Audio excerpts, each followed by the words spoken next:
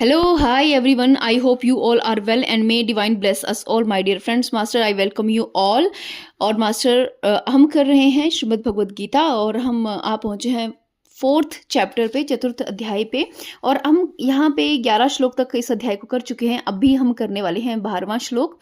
तो 12वां श्लोक जो है, श्री भगवान जी कहते हैं कि इस मनुष्य लोक में कर्मों के फल को चाहने वाले लोग देवताओं का पूजन किया करते हैं, क्योंकि उनको कर्मों से उत्पन्न होने वाली सिद्धि शीघ्र मिल जाती है।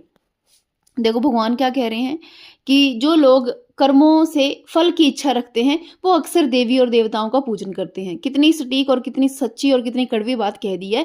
हम लोग भी और अपने आसपास भी आप देखते होंगे कि लोग मनुष्य देवताओं का पूजन करता है किसके लिए? अपने कर्मों की पूर्ति के लिए, उससे मिलने वाले फल के लिए कि हे ईश्वर मुझे ये फल मिले, मुझे ये फल मिले, तो वो उसका पूजन करता है। या फिर आप ऐसे कह सकते हैं कि कई बार हम पूजन ही इसलिए करते हैं कि हमें कोई विशेष कर्म चाहिए होता है। जैसे जितने भी लोग सिद्धियों की चाह में हैं, कुछ स्पेशल प्राप्त करने की चाह में है, जैसे जैसे फॉर एग्जाम्पल दिवाली आती है। दिवाली पे हम लोग सब लोग क्या करते हैं? लक्ष्मी की पूजा करते हैं। क्यों करते हैं? एक मन में चाह है कि धन की इच्छा पूर्ण हो, है ना। तो भगवान जी यहाँ पे देखो कितना कह रहे हैं कि जो फल चाहते हैं वो मनुष्य क्या करते हैं? देवी देवताओं का पूजन करते हैं, राइट।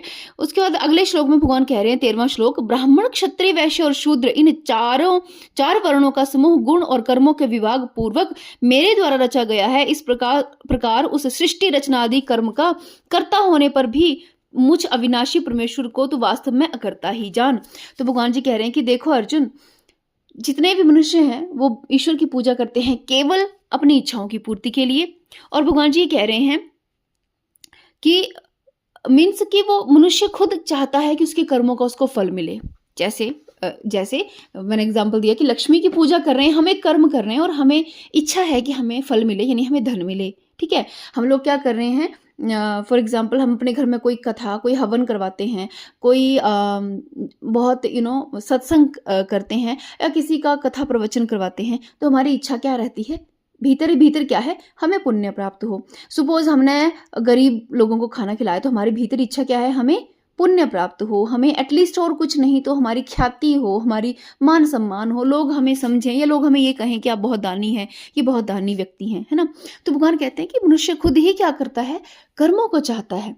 तो भगवान यहाँ पे कह रहे हैं लेकिन ब्राह्मण क्षत्रिय वैश्य और शूद्र, ये जो समाज के 4 विभाजन है, जिन्हें भगवान कहते हैं कि इनको मैंने ही किया है और इनको मैंने गुण व कर्म के आधार पे किया है। देखो यहाँ पे स्पष्ट रूप में कहा है भगवान जी ने 13 श्लोक में कि मैंने गुण और कर्मों के आधार पे विभाजन किया था।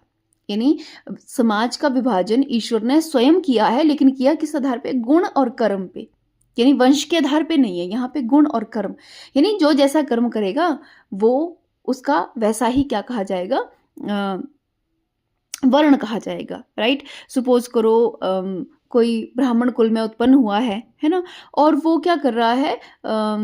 बिजनेस कर रहा है, बहुत बड़ा बिजनेसमैन है, तो वो फिर वैश्य कहलाएगा ना। ब्राह्मण घर में पैदा होने से वो ब्राह्मण नहीं हो जाएगा। कर्म के आधार पे वर्ण व्यवस्था है, तो फिर अगर वो बहुत बड़ा बिजनेसमैन है तो डेफिनेटली बिजनेस जो वो वैश्यों का काम है।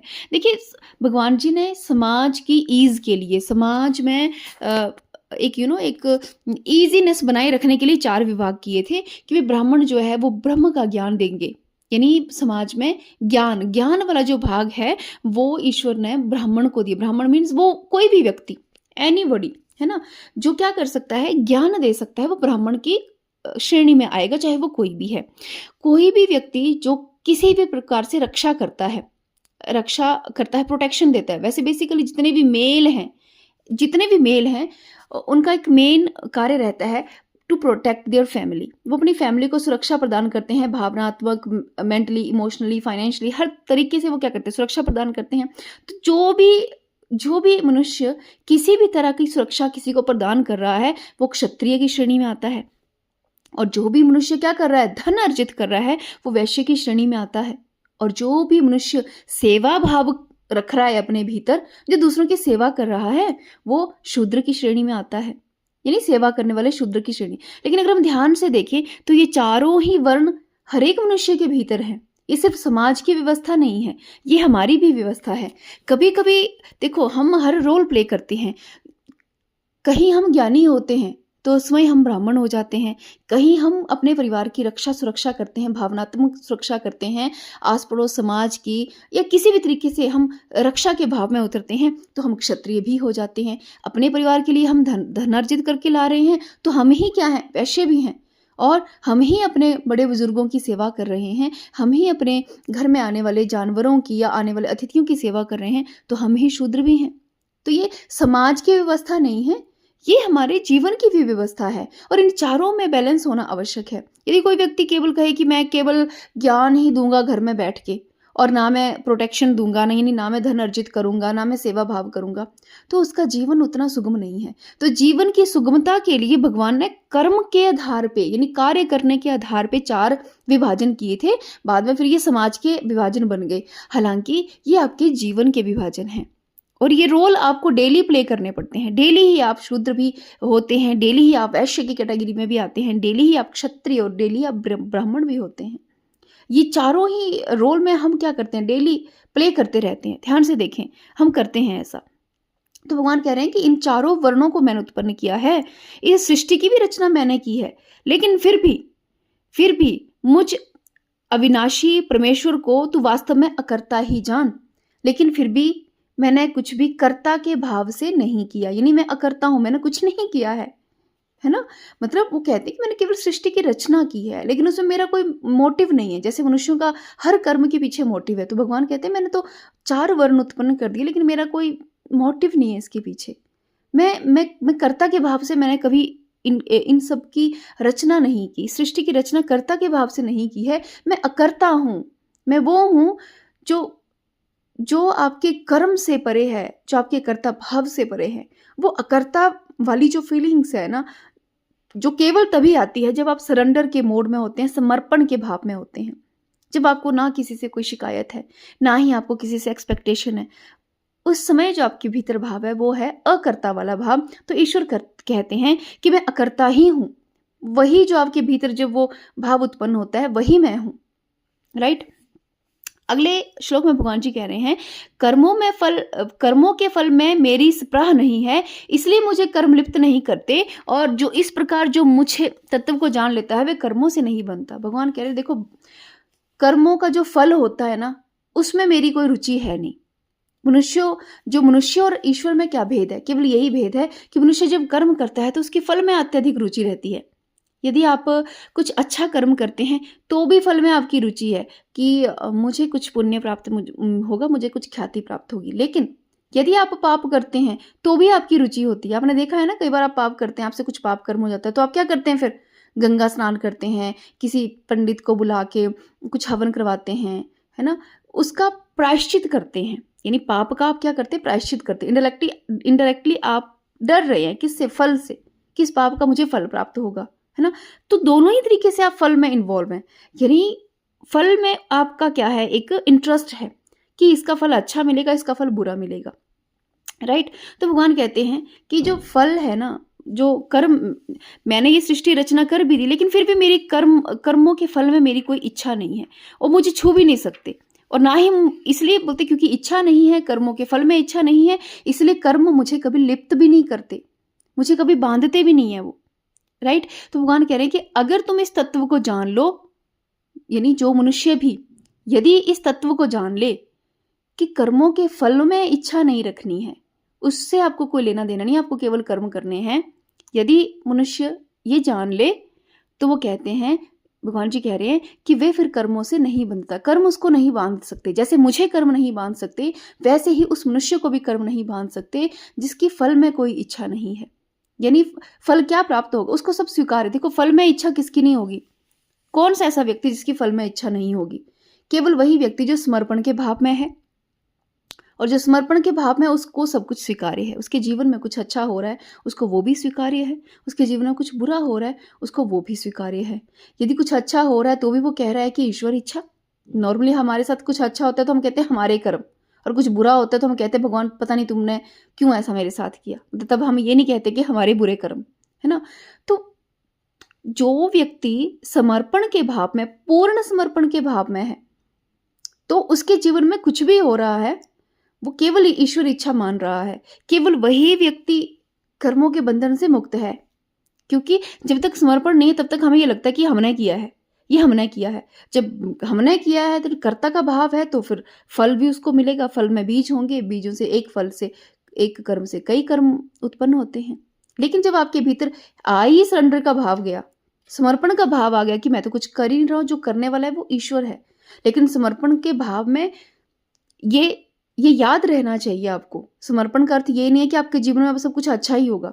समर्पण का अर्थ है कि जीवन में यदि कोई विकट परिस्थिति आती है, कुछ आपके साथ कुछ ऐसा होता है जो कि नॉर्मल नहीं है, बहुत आपके साथ कुछ दर्दनाक भी होता है, कुछ एबनॉर्मल भी होता है, तो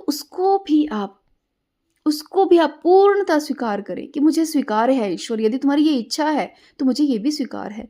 यदि इतना करेज आपके भीतर है, यदि इतनी एबिलिटी आपके भीतर है, तो आप फिर कर्मों के बंधन से मुक्त हो सकते हैं। तो आप स्वयं को कह सकते हैं कि मैं अकर्ता के भाव में जीता हूँ। लेकिन ऐसा होता नहीं है। मनुष्य, देखो ऐसा होता नहीं है। जितने भी बड़े बड़े योगी संत महात्मा हैं, वो भी कहीं ना कहीं अहंकार से बंध जाते हैं। यदि उनको कोई पॉइंट आउट कर दे, उनके ज्ञान पे उंगली उठा दे, या उनके आचरण पे उंगली उठा दे, या उनको कोई कह दे कि फलां फलां व्यक्ति आपसे अधिक ज्ञानी है, या फिर आपके अपने ज्ञान का कुछ प्रूफ दे, या कुछ भी हम कहें, उनके अहंकार पे जब हम यानी पिन पॉइंट करते हैं ना, तो वो तुरंत से भड़क जाते हैं।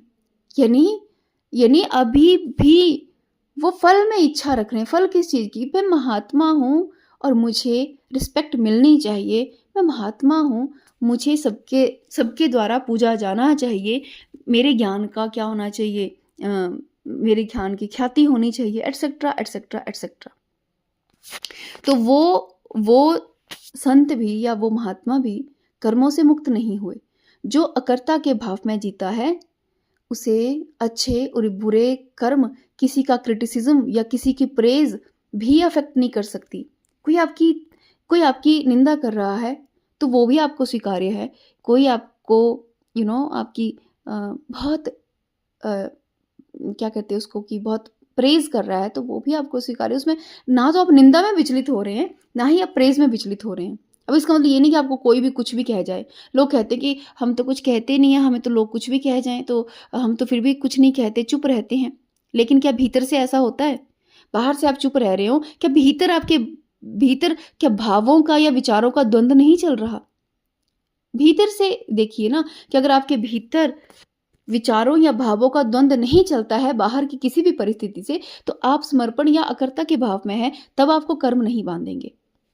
राइट। तो अगले श्लोक में भगवान जी कहते हैं कि पूर्व काल में मोक्षों ने भी इस प्रकार जानकर ही कर्म किए हैं, इसलिए तू भी पूर्वजों द्वारा सदा से किए जाने वाले कर्मों को ही कर। तो कह रहे हैं कि पूर्व काल में मुमुक्षुओं ने, राइट, अर्थात इस ब्रह्मांड में जब से ये सृष्टि की रचना हुई है तब से ही बहुत से सीकर्स हैं, बहुत से मुमुक्षु हैं, यानी ज्ञान के सीकर्स हैं।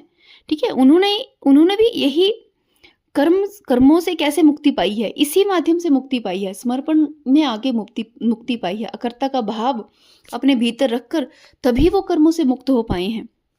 तो इसलिए हे अर्जुन, वो कह रहे हैं, भगवान जी कहने के इसलिए हे अर्जुन, तुम्हारे पूर्वजों ने, यानी हम सब के पूर्वजों ने जो कि मुमुक्षु थे, जिन्होंने अपने भीतर अकर्ता भाव उत्पन्न करके, समर्पण का भाव उत्पन्न करके कर्मों से मुक्ति पाई है, तो कह रहे हैं हे अर्जुन, तू भी वैसे ही कर्म करो, तुम भी वैसे ही कर्म करो, स्वयं को कर्ता के भाव से मुक्त करो। उसके बाद अगले श्लोक में कहते हैं, कर्म क्या है और अकर्म क्या है, इस प्रकार इसका निर्णय करने में बुद्धिमान पुरुष भी मोहित हो जाते हैं। इसलिए वे कर्म तत्व मैं तुझे भली भांति समझाकर कहूंगा, जिसे जानकर तू अशुभ से अर्थात कर्म बंधन से मुक्त हो जाएगा। तो देखो भगवान जी यहाँ पे बड़े क्लियर शब्दों में कह रहे हैं कि भाई कर्म क्या है, अकर्म क्या है। नॉर्मली हम लोग भी पूछते हैं ना कि कर्मा की प्रॉपर डेफिनेशन है क्या भाई, किसको हम कर्म कहेंगे, किसको हम अकर्ता भाव कहेंगे, किसको हम कहेंगे कि ऐसा कौन सा कर्म है जिससे फल की इच्छा ना हो। तो भगवान कह रहे हैं कि ये जो डिबेट है ना, कर्म क्या है अकर्म क्या है, इसमें तो कितना भी कोई बुद्धिमान पुरुष क्यों ना हो, वो भी अटक जाता है, वो भी फंस जाता है। उसको भी, उसकी बुद्धि भी क्या होती है, मोहित हो जाती है, उसको भी समझ नहीं आता कि क्या किया जाए और क्या ना किया जाए। तो वो कहते हैं कि इसलिए वे कर्म तत्व, जो कर्म का तत्व है जिसमें कि तुम नहीं फंस सकते, यानी जिसमें बुद्धिमानों की बुद्धि भी मोहित होती है, ठीक है, जिस जिस डिबेट में आके बुद्धिमान भी क्या होता है, उसकी बुद्धि भी मोहित हो जाती है। वो उसको एक्सप्लेन नहीं कर पाती कि कर्म क्या है और अकर्म क्या है। वो मूल तत्व मैं तुम्हें समझा रहा हूँ अर्जुन, इसको ध्यान से सुनो, समझो और अपने कर्मों के बंधन से मुक्त हो जाओ। राइट? अगले श्लोक में भगवान जी कह रहे हैं कि कर्म का स्वरूप भी जानना चाहिए और अकर्म का स्वरूप भी जानना चाहिए तथा विकर्म का स्वरूप भी जानना चाहिए, क्योंकि कर्म की गति गहन है। भगवान कहते हैं देखो, कर्म को समझने के लिए ना, कर्म होता क्या है तुम्हें वो भी पता होना चाहिए। ठीक है? और अकर्म किसको, वो कौन सा कर्म है जो हमें बांधता नहीं है, यानी मतलब कर्ता भाव से मुक्ति के बाद के कर्म। यानी देखो, दो तरह के कर्म हुए। एक वो कर्म जब हम कर्ता के भाव में करते हैं, नॉर्मली जो 99.99% लोग करते हैं, ठीक है, इंक्लूडिंग सभी लोग। ठीक है? तो जो हम लोग कर्म करते हैं उसमें हमारी कुछ ना कुछ इंटेंशन है, फल की इच्छा है, तो वो हुए कर्म। एक अगर किसी व्यक्ति के भीतर में सपोज करो कर्ता का भाव जो है वो डिसॉल्व हो जाता है और वो पूर्ण सरेंडर में आ जाता है, तो इसका अर्थ ये थोड़ी कि वो कर्म नहीं करेगा। कर्म तो वो तब भी करेगा, लेकिन अब उसके भीतर फल की कोई इच्छा नहीं है, इंटेंशन नहीं है कोई भी, यानी कर्म के पीछे हिडन कोई उसका मोटिव नहीं है, तो उसको हम क्या कहेंगे? अकर्म, यानी अकर्म। ठीक है? और उसके बाद भगवान जी देखो भगवान कह रहे कि कर्म का रूप भी आपको पता होना चाहिए और अकर्म क्या होता है वो भी तुम्हें पता होना चाहिए, तथा विकर्म का स्वरूप भी जानना चाहिए। विकर्म मतलब वो सारे कर्म जो हमें नहीं करने हैं। देखो, ऐसे बहुत से कर्म होते हैं जो मनुष्य को नहीं करने चाहिए या मनुष्य के को शोभा नहीं, जैसे बहुत ही घिनौने कर्म है, जैसे किसी का रेप करना, है ना, किसी को टॉर्चर करना, मैनिपुलेट करना, गैस लाइट करना, किसी को मेंटली हरास करना, या किसी को मार देना, है ना। ये सब वो कर्म है, इनको हम विकर्म की श्रेणी में रखते हैं। यानी जो हीन कर्म है हमें उनका भी पता होना चाहिए। हमें तीनों चीज़ों का ज्ञान होना आवश्यक है। देखो, हमें कर्म का ज्ञान होना आवश्यक है, फिर हमें विकर्म का, यानी जो प्रोहिबिटेड कर्मास हैं, यानी जो हमें नहीं करने हैं, हमें उनका भी ज्ञान होना चाहिए। ठीक है? मनुष्य को पता होना चाहिए कि मुझे क्या कर्म करने हैं और क्या नहीं करने हैं। फिर उसके बाद जब नहीं करने हैं वो तो आपको छोड़ने ही है, लेकिन जो आप कर्म कर रहे हैं उसमें भी आपको धीरे धीरे धीरे करके कर्ता का भाव त्यागना है और अकर्म की स्थिति में आना है। यानी ऐसी स्थिति जहाँ पे आप कर्म तो कर रहे हैं लेकिन वो कर्म आपको बांध नहीं रहे, आप उनसे फल की इच्छा नहीं रख रहे। राइट? अगले श्लोक में भगवान जी कह रहे हैं कि जो मनुष्य कर्म में अकर्म देखता है और जो अकर्म में कर्म देखता है वे मनुष्यों में बुद्धिमान है और वे योग्य समस्त कर्मों को करने वाला है। देखो, भगवान जी इस पूरे श्लोक में क्या कह रहे हैं, समझाना चाह रहे हैं कि हे अर्जुन, कि जो मनुष्य कर्म में अकर्म देखता है, यानी कर्म करते हुए भी अकर्म देखना, मतलब कि अपने आप को कर्म करते हुए भी अपने आप को अकर्ता वाली स्थिति में रखता है, और जो अकर्म में कर्म देखता है, यानी जो अकर्ता वाले भाव में रहकर कर्म करता है। समझ रहे हो? यानी पहले तो कि कर्म कर रहे हैं लेकिन भाव कौन सा है? अकर्ता वाला भाव। या फिर आप कह सकते हैं कि अकर्ता वाला भाव आपने अपने भीतर उत्पन्न किया है और आप कर्म कर रहे हैं, कोई भी कर्म कर रहे हैं, तो वह मनुष्य में बुद्धिमान है। ऐसा मनुष्य ही बुद्धिमान कहा जाता है।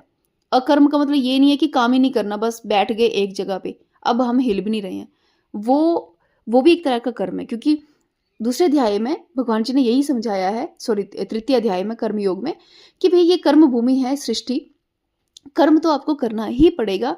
आप कुछ नहीं करेंगे वो भी एक कर्मा है। वो आपने चॉइस ली है कि मैं कुछ नहीं करूंगा, वो भी एक कर्मा है। ठीक है? तो अब कर्म तो करना ही पड़ना है, हम उसके लिए हम कर्म को छोड़ नहीं सकते, लेकिन कर्म करना कैसे है वो हमारी चॉइस है, कि हमें कर्ता भाव से करना है या हमें अकर्ता भाव से कर्म करना है। ठीक है? तो भगवान जी कह रहे हैं कि देखो, जो मनुष्य कर्म करते हुए अपने भीतर अकर्ता का भाव रखता है, या फिर जब मनुष्य सरेंडर के भाव में आ जाता है फिर जो वो कर्म करता है, ठीक है, तो वो कर्म उसको बांधते नहीं है, और ऐसे मनुष्य ही बुद्धिमान कहे गए हैं। ठीक है? और वो कह रहे हैं कि वे योगी समस्त कर्मों को करने वाला। फिर वो व्यक्ति कोई भी मर्जी कार्य करे, इस ब्रह्मांड का कोई भी कार्य करे, वो कार्य उसको बांधता नहीं है, वो उसको बांध ही नहीं सकता। राइट?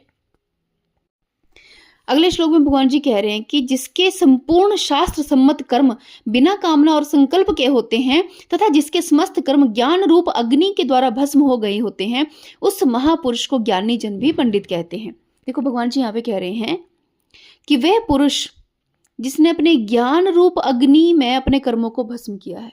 ज्ञान रूप अग्नि मतलब पहले पता तो हो ना, कर्म अकर्म विकर्म होते क्या हैं, इसको कहते हैं ज्ञान। पहले इसका ज्ञान प्राप्त करना है। इसीलिए भगवान ने प्रथम अध्याय के बाद जो दूसरा अध्याय रखा है, यानी दूसरी जो बात कही, सबसे पहले भगवान जी ने ज्ञान की बात कही है कि जीवन में आपको कर्म जब करने हैं तो उसके लिए भाई ज्ञान होना आवश्यक है। कुछ भी आप कर्म करते हो लाइफ में, कुछ भी कार्य करते हो, खाना बना रहे हो, सपोज करो खाना आपने बनाना है, ये आपका एक कार्य आप कर रहे हैं, लेकिन उसके लिए खाना बनाते कैसे ज्ञान होना तो आवश्यक है ना। तो वैसे ही कर्म तो आपको करने पड़ेंगे, लेकिन सही कर्म क्या है, अकर्म क्या है, विकर्म क्या है, इसका ज्ञान होना आवश्यक है। इसीलिए भगवान जी ने सबसे पहले सांख्य योग को एक्सप्लेन किया कि भैया आप पहले ज्ञान लो, ज्ञान लेके फिर अपने कर्मों को करो।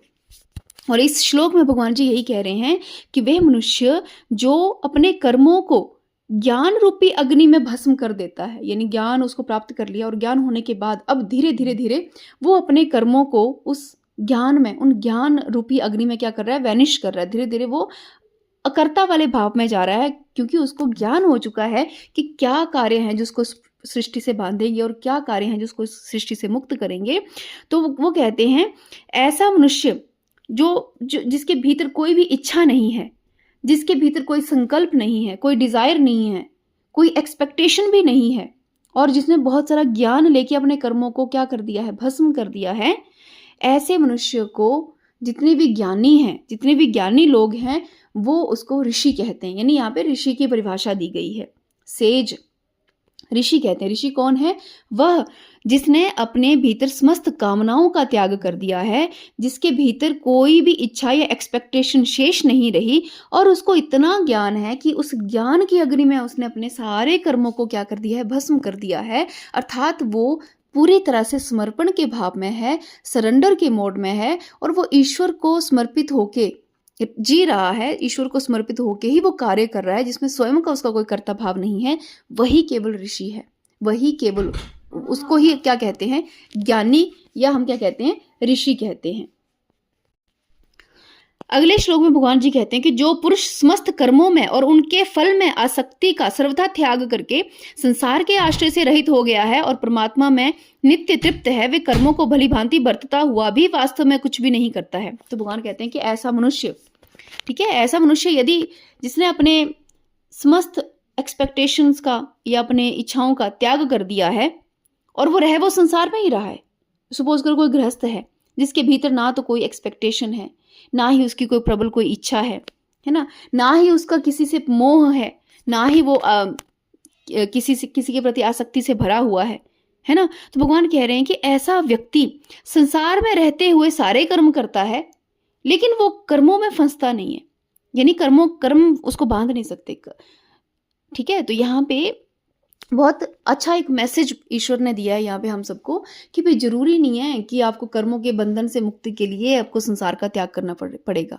भगवान कह रहे हैं संसार का त्याग मत करो, बट अपने भीतर की इच्छाओं की, आसक्ति का, या अपने भीतर जो एक्सपेक्टेशंस हैं, संकल्प हैं आपके, उनका त्याग करो, उनका त्याग करो। फिर आप चाहे गृहस्थी में रहो, चाहे आप गृहस्थी से बाहर रहो, चाहे आप वर्क प्लेस पे रहो, चाहे आप जॉब करो, कुछ मर्जी करो, आपको वो कर्म नहीं बांध सकते। कबीरदास जी जो थे, कबीरदास जी क्या करते थे, कपड़ा बुनते थे। देखो वो काम कर रहे, लाइफ लॉन्ग उन्होंने कपड़ा बुना है, अपनी आजीविका चलाई है, अपने परिवार को भी का भी पालन पोषण किया है, उनकी इस पत्नी भी थी, उनके बच्चे भी थे। ठीक है, उन्होंने किसी का त्याग नहीं किया, लेकिन उन्होंने त्याग किसका किया? अपनी आसक्ति का, अपनी इच्छाओं का, अपनी एक्सपेक्टेशंस का, उनका त्याग कर दिया। और फिर उनको फिर कर्म बांध नहीं सके, क्योंकि एक्सपेक्टेशन नहीं है, कोई इच्छा नहीं है, कोई मैं का भाव नहीं है, अहंकार का त्याग कर दिया। जब मैं का भाव नहीं है तो फिर वो क्या हो गया? कर्ता भाव तो रहा नहीं। कर्ता भाव नहीं रहा तो वो संपूर्ण क्या हो गया? समर्पण हो गया। और उसी समर्पण में उन्होंने प्रत्येक कर्म किया, और कोई भी किसी भी कर्म में इतनी क्षमता नहीं थी कि उनको बांध सके, और वो जीवन मुक्त हुए। राइट, तो मास्टर्स आज के लिए बस इतना ही। बाकी अगले जितने भी श्लोक हैं उनको हम आने वाली वीडियोस में कवर करेंगे। तब तक के लिए आप सबका बहुत बहुत आभार। Thank you so much.